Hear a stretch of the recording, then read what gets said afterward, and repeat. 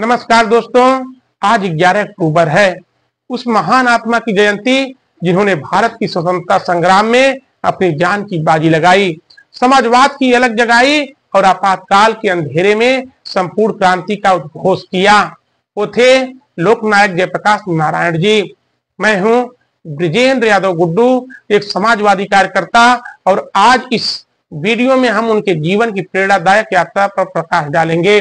उनकी कहानी सिर्फ इतिहास नहीं बल्कि एक जीवंत सबक है, कैसे एक व्यक्ति पूरे राष्ट्र को बदल सकता है। आइए ऐतिहासिक तथ्यों के साथ उनके जीवन को वर्णनात्मक ढंग से समझते हैं।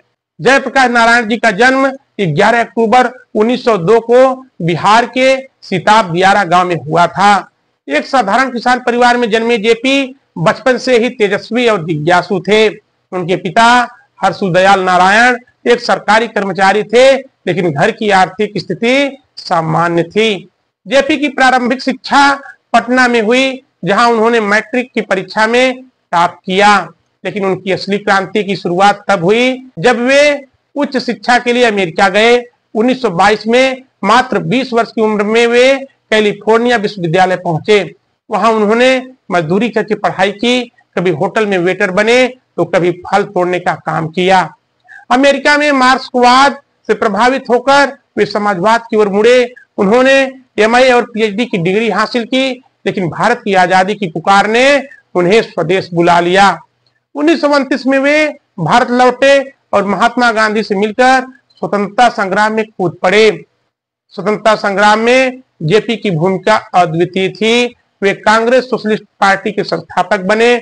1942 के भारत छोड़ो आंदोलन में उन्होंने भूमिगत रहकर ब्रिटिश साम्राज्यवाद के खिलाफ विद्रोह का नेतृत्व किया। हजारीबाग जेल से भागकर उन्होंने अंग्रेजों की नींद हराम कर दी। गिरफ्तार होने पर उन्हें अमृतसर जेल में यातनाएं दी गई, लेकिन उनका हौसला नहीं टूटा।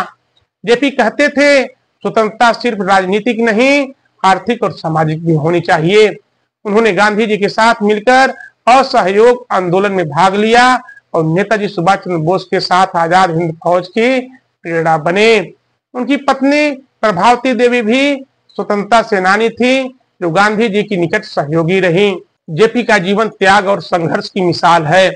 उन्होंने कभी पद या सत्ता की लालसा नहीं की। स्वतंत्रता के बाद जब देश आजाद हुआ, जेपी ने राजनीति में प्रवेश किया, लेकिन सत्ता से दूर रहे।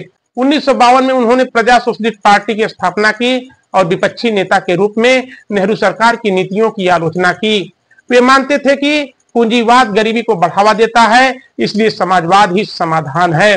लेकिन 1950 के दशक में वे राजनीति से विरक्त होकर भूदान आंदोलन में शामिल हुए।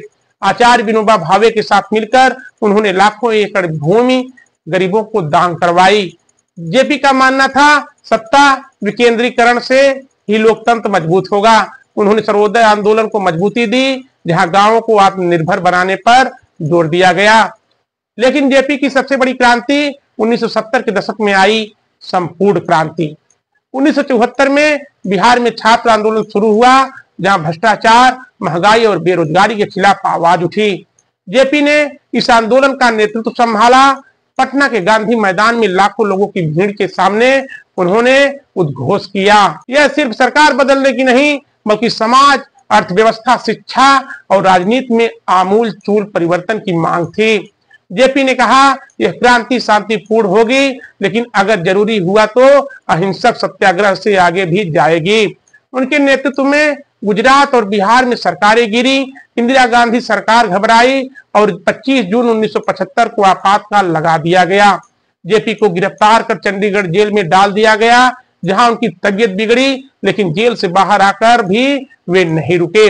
1977 के चुनाव में जनता पार्टी की जीत में जेपी की भूमिका निर्णायक थी। यह लोकतंत्र की जीत थी। जेपी का निधन 8 अक्टूबर 1979 को हुआ, लेकिन उनकी विरासत अमर है। उन्हें मरणोपरांत भारत रत्न से सम्मानित किया गया। आज जब हम भ्रष्टाचार, असमानता और सत्ता के दुरुपयोग को देखते हैं, तो जेपी की संपूर्ण क्रांति याद आती है। वे कहते थे, लोकतंत्र में जनता ही सर्वोच्च है। दोस्तों, जेपी के जीवन से हमें सीख मिलती है, संघर्ष करो, सच्चाई पर डटे रहो और समाज के लिए जियो। आज उनकी जयंती पर हम सब प्रतिज्ञा करें कि उनके आदर्शों को जीवित रखेंगे, समाजवाद की ज्योति जलाएंगे और एक सम्मान न्यायपूर्ण भारत बनाएंगे। जयप्रकाश नारायण अमर रहे, संपूर्ण क्रांति जिंदाबाद। इसी के साथ अपने इस दिव्यांग समाजवादी साथी ब्रिजेंद्र यादव गुड्डू को इजाजत दीजिए। जय अखिलेश, जय समाजवाद, धन्यवाद।